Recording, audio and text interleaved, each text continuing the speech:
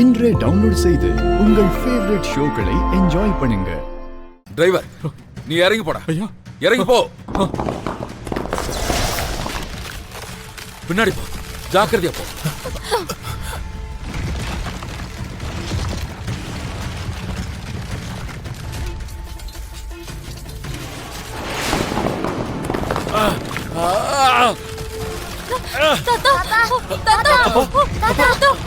மெதுவாப்பா, பாத்து, ஜாக்கிரதை.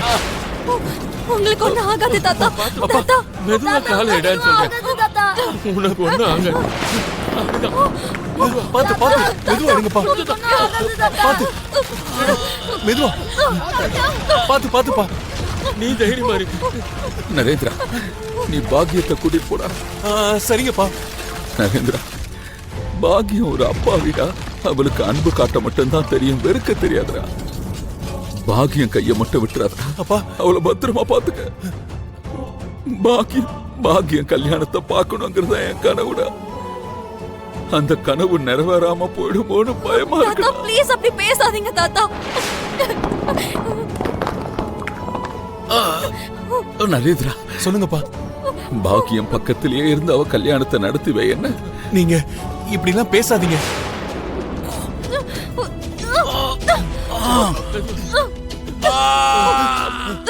மெதுவா பாக்கியத்தை கூட்டிட்டு போ.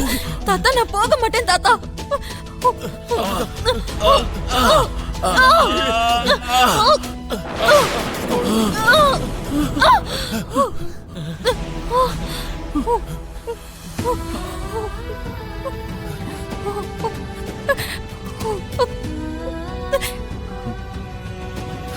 வாங்க, மெதுவா வாங்க.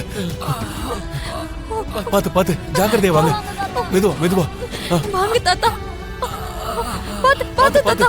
தாத்தாவை கெட்டியா பிடிச்சு கூட்டு வா.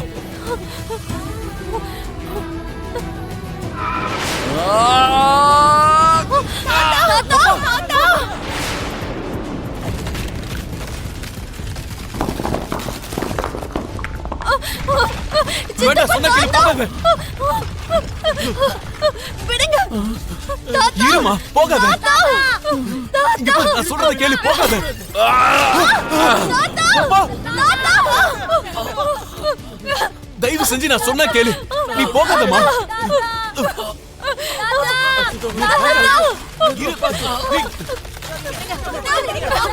வேண்டாம் வேண்டாம், நான் சொன்னா கேளு. உயிருக்கு எதுவும் ஆபத்து இல்லையே டாக்டர்? ஆபத்து தான். அந்த பிளட் கிளாட் தான் சின்ன டியூமரா ஃபார்ம் ஆயிருக்கு. ஆபரேஷன் பண்ண வேண்டியது இருக்கும். பண்ணிடுங்க டாக்டர், உடனே ஆபரேஷன் பண்ணுங்க. அது ரொம்ப சென்சிட்டிவான ஏரியா. இப்போ ஆபரேஷன் பண்றது அவ்வளவு நல்லது இல்லை.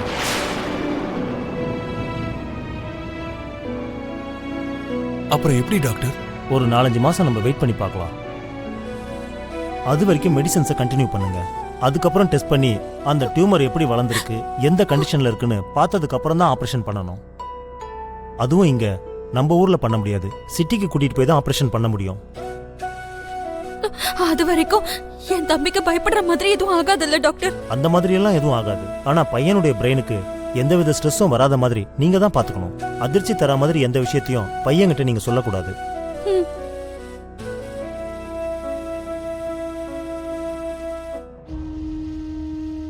அவருக்கு பயத்தை ஏற்படுத்துற மாதிரி அல்லது அதிர்ச்சியை ஏற்படுத்துற மாதிரி ஏதாவது ஒரு விஷயத்த அவர் பார்த்தாருன்னா அந்த டியூமர் வளர வாய்ப்பு இருக்கு. அந்த டைம்ல பிரஷர் அதிகமாகி அந்த டியூமர் வெடிக்கிறதுக்கும் வாய்ப்பு இருக்கு. அதனால சர்ஜரி முடிகிற வரைக்கும் பையனை நிம்மதியா சந்தோஷமா இருக்கிற மாதிரி பார்த்துக்க முயற்சி பண்ணுங்க. எங்க நானிய எப்ப வீட்டுக்கு கூட்டு போலாம் டாக்டர்? நாளைக்கே டிஸ்சார்ஜ் பண்ணிக்கலாம்.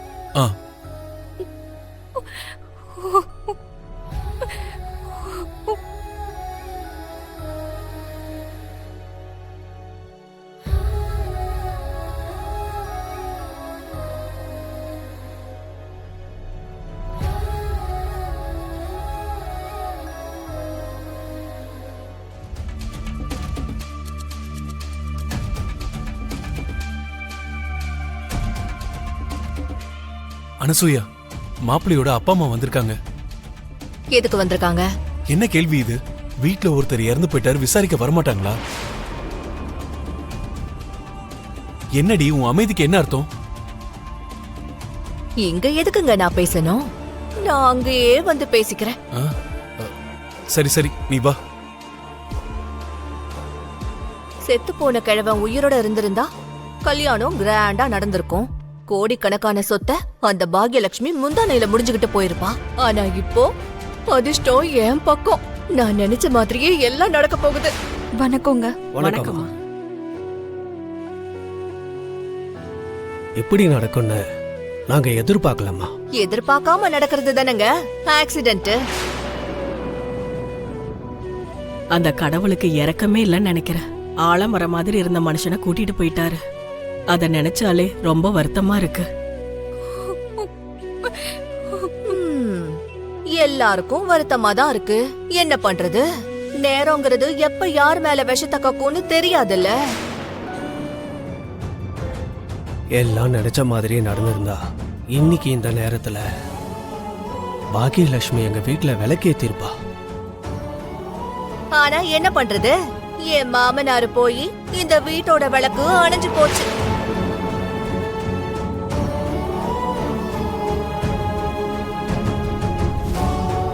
அப்பா லக்ஷ்மி கல்யாணத்தை நல்லா கிராண்டா நடத்தணும்னு ஆசைப்பட்டாரு. இப்ப மட்டும் என்ன குறைஞ்சு போச்சுப்பா? நீங்க எல்லாம் கலந்து பேசி எனக்கு ஒரு வார்த்தை சொன்னீங்கன்னா.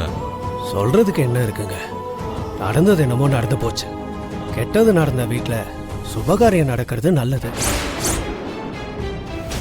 இந்த மாசத்திலே சடங்கெல்லாம் முடிச்சிட்டு ஒரு நல்ல முகூர்த்த நாள் பார்த்து கல்யாணத்தை முடிச்சிடலாம். இது வரைக்கும் நடந்ததே போதும். மறுபடியும் உங்க வீட்டுக்கே சம்மதம் பேசி எங்க பொண்ணை உங்க வீட்டுக்கு அனுப்பவும் விரும்பல, நஷ்டப்படவும் விரும்பல. என்னங்க இப்படி பேசுறீங்க? எங்களால உங்களுக்கு என்ன நஷ்டம் ஏற்பட்டுச்சு? நஷ்டம் ஏற்படாம லாபமா கிடைச்சது.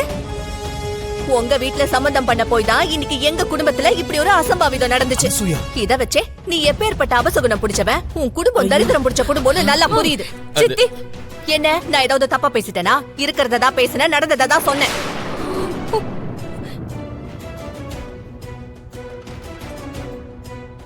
இதுல யார தப்பு சொல்றது? ஏதோ கெட்ட நேரம் பெரியவர் இறந்துட்டாரு. அப்படி இருந்தும் நான் உங்களை ஆறுதல் படுத்தி நான் பெரிய மனசோட பாக்யலட்சுமியை கல்யாணம் பண்ணிக்கலான்னு வந்தா நீங்க எல்லா பழியும் எங்க மேல சொல்றீங்க? பழியெல்லாம் சுமத்தல, உண்மையதான் சொன்னேன். எந்த நேரத்துல உங்க குடும்பத்தோட சம்பந்தம் பண்ணமோ அப்பத்துல இருந்து எதுவுமே விளங்கல. சின்னி சுமாருமா, உனக்கு எதுவும் தெரியாது.